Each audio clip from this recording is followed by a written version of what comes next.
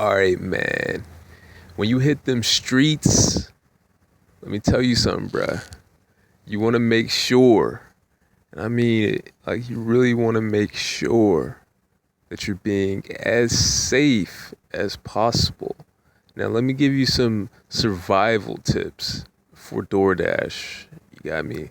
Listen, whenever you're about to pull up to a house, the first thing that you want to do, like when you're delivering your food, is you want to make sure that they have the lights on. Like if they don't have the light on, I'm talking about the porch light, then that's a red flag. I don't care if there's lights on in the house. Now, if they don't have any lights on, then don't deliver it. Don't go up there. Just charge it to the game. It's just one of those things where most people have common sense enough to turn on their lights. Um, if you don't deliver it, just tell Postmates that contact them and tell them that there's no lights there. You can't tell if the house is an abandoned house. Like I'm talking about if you're if you're going out at night, like that's one of those things where you don't want to go to somebody's house and you end up at an abandoned house and you can't really tell because there's no lights on and it's dark you're walking up to an abandoned house. You know what I'm saying? So at night, that's just something that's just common sense that the customer should know.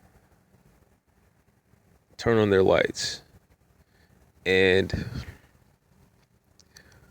pretty much don't even park near that house. If there's no lights there, don't park on the outside and sit in your car and start fiddling with your phone. Like completely leave that area.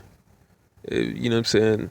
Just leave the area and then contact uh, Postmates and tell them what's going on and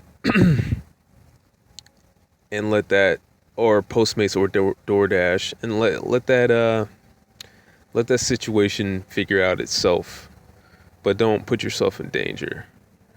Um, Another thing, if the house just looks really old and abandoned, don't go and try to figure it out. Like, don't go and just knock on the door just to see, just if it looks like it's an abandoned house, just assume that it is. Also, whenever somebody orders a very cheap order, like something that's very, very cheap, like if they order something that's from all the way on a different side of town from where they're delivering it. All right. If they're on a different side of town and they're paying to buy like just like something real cheap, like from a Chinese place, like shrimp fried rice, something that's real cheap, but they're paying all this extra money to deliver to their side of town, which is going to be pretty far. That's not a good sign either because they're already trying to save money. So why would they be paying to get something delivered from that's very far away? And just in general, pay attention to very cheap orders anyway. That's a red flag. Because most people aren't. If they're gonna buy something and have something delivered, they're gonna have something that's more than just a couple of dollars. You know what I mean? Um, what was I about to say? Yeah.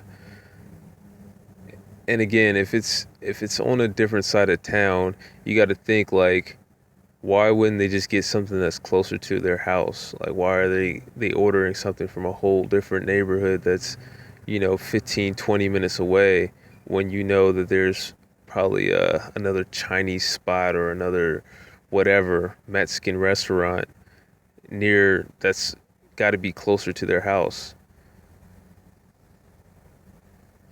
So pay attention to that.